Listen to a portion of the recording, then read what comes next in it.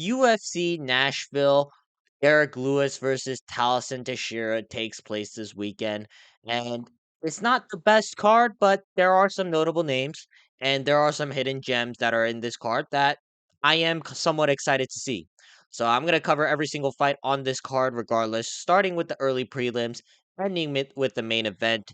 And without wasting any more time, let's jump right into the video. All right, first off, we got Fatima Kline versus Melissa Martinez. This is actually a pretty good fight. You know, both of these women are solid prospects in the strawweight division. I'm gonna say though that Fatima Kline gets the job done. I think Fatima Kline just visually is a lot cleaner of a striker, and also she is a lot better. She fought a lot of better competition than Melissa Martinez. Like Melissa Martinez, she fought Elise Reed and Elise Ardeline. I don't rate any of those girls all that highly, and plus she took them by decision, which I don't really like. Fatima Kline, again, much better than anyone Melissa Martinez has fought. And I think she's going to show that because, again, Kline, outside of her loss to Jasmine Jesuda Vicious, she has looked pretty solid. I really loved her performance against Victoria Dudikova. She actually looked very solid there. Like her ground and pound shots were nasty. She's very good at stuffing takedowns. I don't really see Melissa Martinez coming in with like an exceptional grappling threat like Jasmine Jesuda Vicious. So I'm gonna say that Fatima Kline can probably get it done. Like I hope by TKO, but it's probably gonna go to a decision. But at least Fatima Kline's going to win this pretty comfortably, 29-28 at the bare minimum. All right, we're going to move on. We got Mitch Ramirez versus Mike Davis. I'm going to go with Mike Davis. Now, Mitch Ramirez, you can't be getting leg kick TKO'd by Thiago Moises. Like, it's Thiago Moises. Like, if you got out grappled by Thiago Moises, then I'll be like, that's one thing. But getting TKO'd by him in fucking 2024 is not the great look. And plus, you haven't fought since that fight with Thiago Moises. And now, meanwhile, Mike Davis, again, not the most active guy, but he did fight recently. And although he lost, that was to Fares Ziam. Fares Ziam is actually a legit opponent. I think Mike Davis, I think he's trying to, like, put together a career again. And I think he's going to come out here looking for, like, a vengeance and a statement win. I just rate Mike Davis a lot. I do think, however, that Mike Davis, he's slow as fuck. That's the one concern I have. But outside of that, like his technique is very good. I know his last fight with Faresiam was a lot of cause for concern. But again, Faresiam is a lot better than Mitch Ramirez. And Mitch Ramirez, I don't know what he does exceptionally well. Again, like he went to life or death with Thiago Moises. So there's your answer right there. So I'm just gonna say that Mike Davis probably finds a TKO similar to what Thiago Moises did. I wouldn't be surprised by a submission either. It's not like Mitch Ramirez is known for like an exceptional grappling game, but Mike Davis should win this fight comfortably by like whatever he wants. All right, moving on, we got Kennedy Nzechukwu versus Valter Walker. I'm actually pretty high on Valter Walker, and I'm gonna pick him to win that fight because Walter Walker actually has a grappling threat that Kennedy Nzechukwu has probably never seen before. Right? I don't think Kennedy Nzechukwu has ever fought someone who can actually shoot a double leg and then transition into like a heel hook or something like that. Like, do I think Walter Walker is gonna get past like the Taiburas and the Spivaks of the heavyweight division? Not really, but Walter Walker does have an extensive jiu-jitsu game and his wrestling is pretty solid. I think Walter Walker is a lot more consistent with his game. Like Kennedy Nzechukwu, yeah, like he's very solid on the feet, but it kind of takes him time to get his shots done. And sometimes you're wondering, like, what is Nzechukwu doing sometimes? Like, even in his heavyweight fights with like fucking Lucas Bresky, like it took him a while to find the KO, which I sometimes question like Kennedy Nzechukwu's consistency. So I'm gonna go with Walter Walker based on his consistent performances, where he just consistently finds the heel hook after taking his opponents down. And again, I don't think Kennedy Nzechukwu knows what a heel hook is because he hasn't fought anyone who actually knows how to grapple. Yeah, Walter Walker, typical performance where he just finds his heel hook by like the first or second round. I'm gonna take Walter Walker by first or second round submission. Now moving on, we got Lauren Murphy versus Eduarda Moura. I'm gonna go with Eduarda Moura, probably because Lauren Murphy's 41 years old, and plus Murphy hasn't fought in 2 years. Her last fight was against Jessica Andrade in 2023, where she lost, and since then she hasn't fought like ever. Like her last win was against Misha Tate. That don't really mean much. So I'm gonna say that Eduarda Moura, like assuming that she's not completely terrible, she should win this. Like Lauren Murphy, I don't know exactly how she's gonna look, and I can't really trust someone who's 41 years old coming into like her last fight. Like I just don't see how Lauren Murphy's supposed to win this fight. Like maybe she can turn back the clock and turn to Lauren Murphy of her prime. Lauren Murphy in her prime was like about like 5 years ago, and she's been on the decline ever since. I think this is pretty obvious. I think Eduarda Moura, uh, again, do I really rate her particularly highly? No, but I think she should be good enough to beat Lauren Murphy at least, probably by decision. Again, I don't really see anything exceptional from Moura. If she gets a TKO, then fair enough, but it's probably gonna go a decision, and it's probably gonna favor Eduarda Moura. All right, now moving on, we got Jake Matthews versus Chidi Njokuani. I'm gonna go with Chidi Njokuani. Now, I was originally gonna pick Jake Matthews because I was looking through his fight history, and he has a lot of opponents where like they're like tall, rangy, and that's what Chidi Njokuani is. But what I've noticed in Jake Matthews, he's very gritty, he's very tough to put away, and I can see Chidi Njokuani like kind of struggling to find the shots. But the key difference between uh Jake Matthews' past opponents and Chidi Njokuani is the clinch game. Chidi Njokuani has some of the nastiest clinch work you will ever find, and I don't think Jake Matthews is necessarily really gonna prepare for that because most of the time Jake Matthews is someone who's like preparing to fight a kickboxing match where he's just trying to find the distance, like evade all the shots before finding his own. I don't think Chidi Njokuani is really going to struggle with Jake Matthews. Like he can, like again, Jake Matthews is very gritty, but at the same time, Chidi Njokuani, the thing that separates him from everyone else is if Jake Matthews decides to come in close, the knees and the elbows are open for Chidi Njokuani. Like for a long time, I was very doubtful of Chidi Njokuani. Like especially during his time at middleweight, because everyone who seems to be able to walk through his shots have been able to destroy Chidi Njokuani after the first and second round. But at welterweight, Chidi Njokuani, his power is unbelievable, and his shot selection is very nasty. So I'm gonna say that Chidi Njokuani, I think he'll get a decision, but it's gonna be a clear decision because I don't think Jake Matthews is really gonna land enough to rock Chidi Njokuani. Like I do feel like Jake Matthews can get it done. It's just that Chidi Njokuani has a lot more weapons than Jake Matthews on the feet. And I think Chidi Njokuani is gonna put on a vintage Muay Thai clinic against Jake Matthews. I'm gonna say that Chidi Njokuani probably gets it done. By decision, 29-28. Maybe Jake Matthews has a round of success. But I wouldn't be surprised if Chidi Njokuani either wins 29-28, 30-27, or possibly find a late round TKO. All right, now moving on, we got Max Griffin versus Chris Curtis.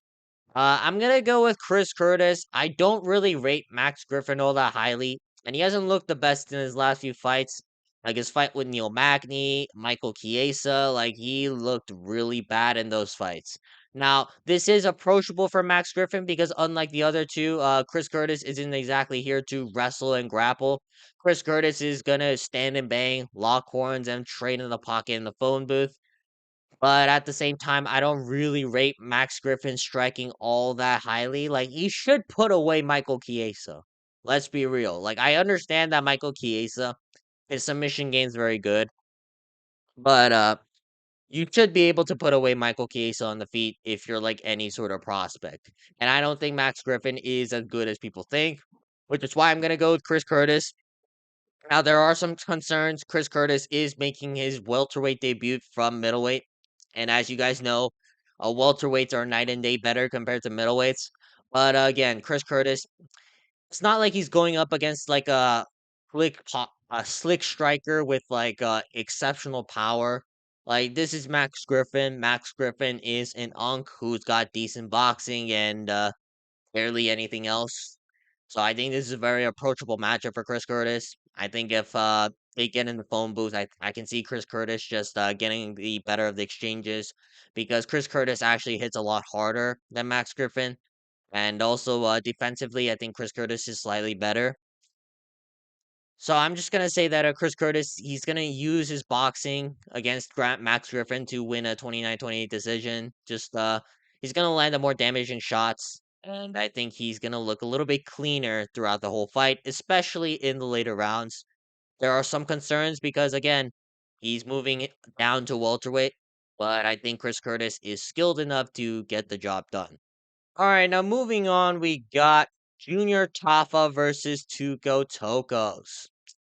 I have no idea how Junior Tafa got another main card slot on Fight Night or a pay-per-view. Like, what kind of dirt do the Tafa brothers have on the UFC for them to keep getting undeserved slots on main cards?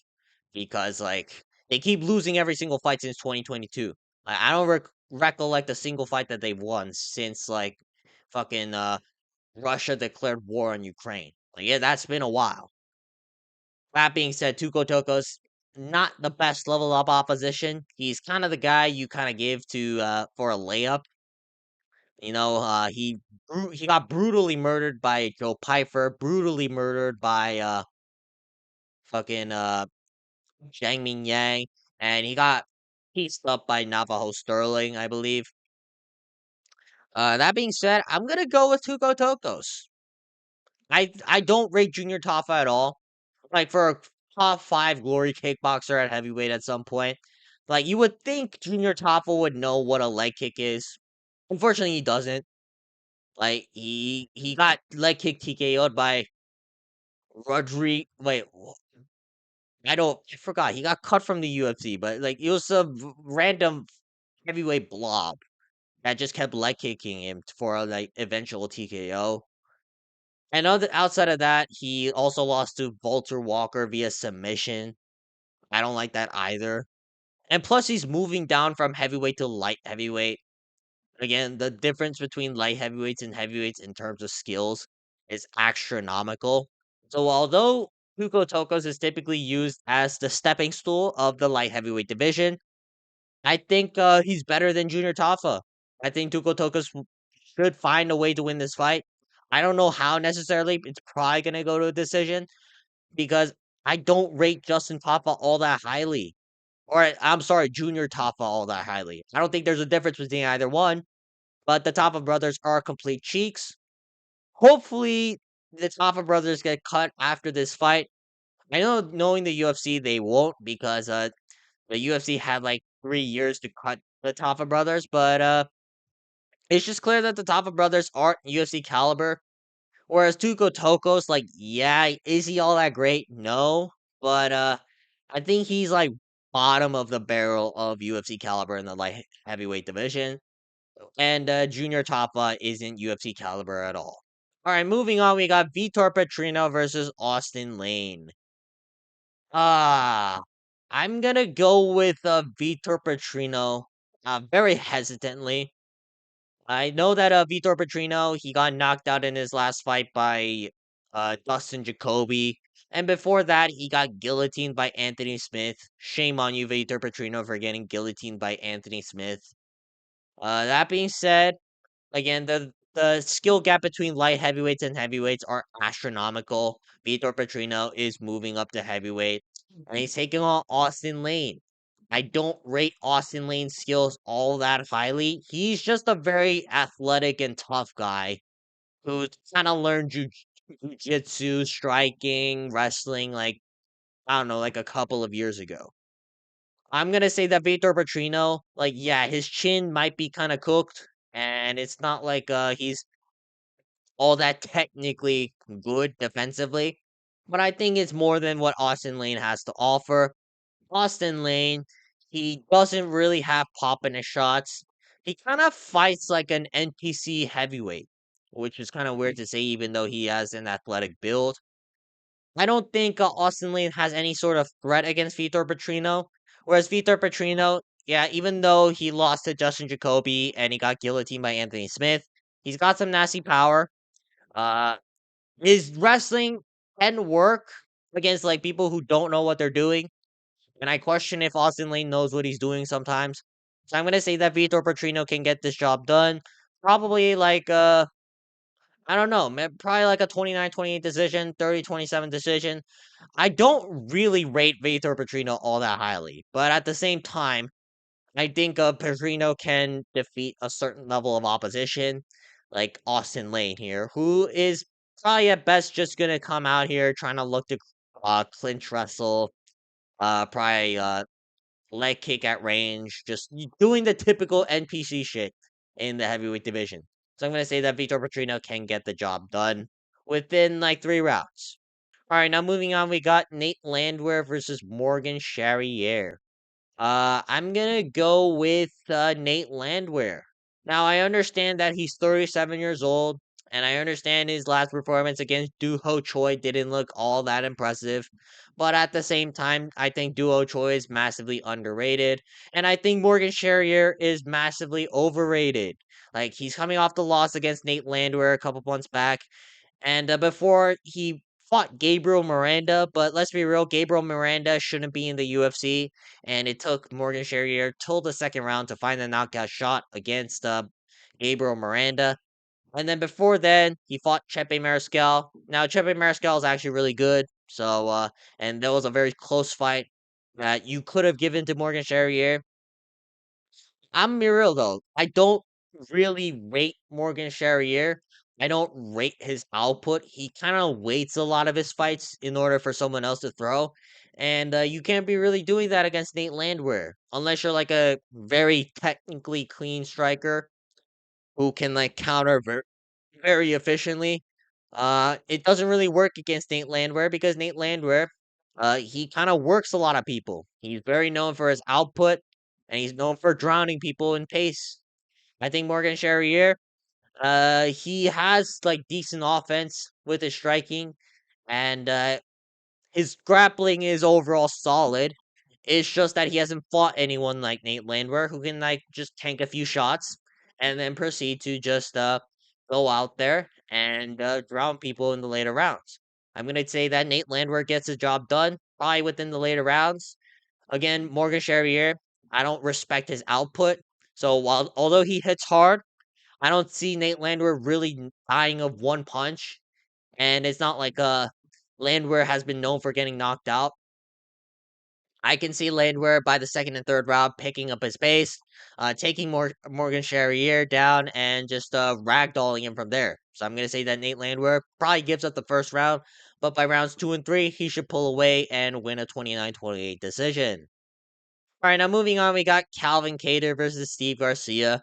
I'm going to go with Steve Garcia. It's unfortunate for Calvin Kattar, but he's being fed to the wolves at this point. At one point, Calvin Kattar was a legitimate prospect in the featherweight division, but ever since he lost to Max Holloway, I don't think he's been moving the same. Like he's been looking slower and slower and slower after every single fight, and it takes him more and more time to get into the fights because again, like injury prone, the fact that he got destroyed by Max Holloway, and it's just not a very good outlook for Calvin Kattar at this point. Like his fight with Yusuf Zalal did tell me a lot. Like he's slow as fuck. He's not gonna be able to compete with like all the young guys in terms of speed and athleticism. Like maybe if Steve Garcia can't find the knockout shot against Calvin Kattar within the first 2 rounds, I can see Calvin Kattar kind of mustering up a comeback in the third. But Steve Garcia is devastating. I find it very hard for to believe that Steve Garcia can't find a knockout shot against Calvin Kattar, who maybe in his prime I would pick Calvin Kattar. Let's be real. Steve Garcia, like outside of knocking fools out, I don't think he has any like extensive capabilities. But I don't know. Calvin Kattar, he's at the back end of his career, and meanwhile Steve Garcia, he's in his prime. It's now or never. And I think Steve Garcia should be able to put away Calvin Kattar within the first 2 rounds. Very unfortunate that Calvin Kattar's put in this situation, but the UFC need more featherweight prospects. And unfortunately for Calvin Kattar, he's now 37 years old. He's regressing in terms of athleticism, and I don't see him surviving past the second round in order to make a comeback. All right, now moving on, we got Stephen Wonderboy Thompson versus Gabriel Bonfim. I'm gonna go with Gabriel Bonfim. You know, Gabriel Bonfim, he looked very good in his fight with Chaos Williams. Now, I understand Chaos Williams since has lost to Andreas Gustafsson, where he got ragdolled for 3 straight rounds. But I don't know. I just rate Gabriel Bonfim. His jiu-jitsu is so slick. Uh, he's got decent jabs. He's decent at picking his shots. I don't really see Stephen Wonderboy Thompson like outclassing him on the feet. Like I think Stephen Thompson is like better on the feet than Gabriel Bonfim. But again, Stephen Thompson, very reliant on point fighting and just outlanding strikes. And I don't think that's going to work against Gabriel Bonfim. Eventually, Gabriel Bonfim is going to be like, all right, fuck this. And he's going to shoot for a takedown. And then, unlike anybody Stephen Thompson has faced, minus Shavkat Rakhmonov, Gabriel Bonfim has an extensive submission game.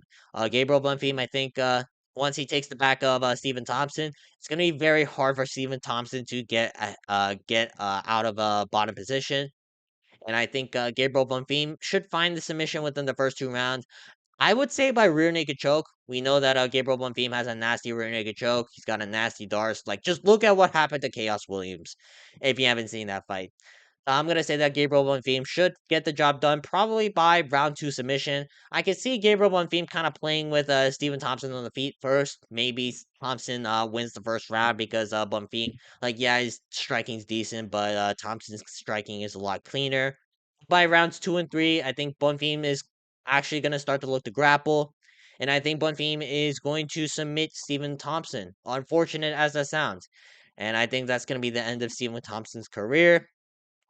Hopefully, the UFC prepared a retirement package for him, but I don't know. It's gonna be hard for Stephen Thompson to really win this fight.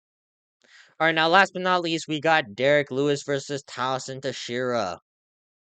I'm gonna go with Tallison Teixeira because Derrick Lewis is an obese heavyweight with no real desire to get to the top. Meanwhile, Tallison Teixeira, like, yeah, he beat Justin Tafa, who I rate like the same as like a fucking NPC.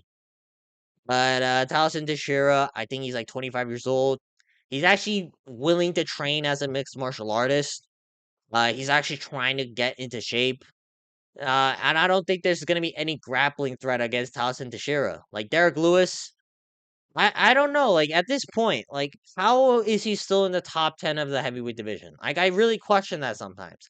Like yes, like the heavyweight division isn't all that good, but Derek Lewis is what 41 years old and he's not like really seriously training.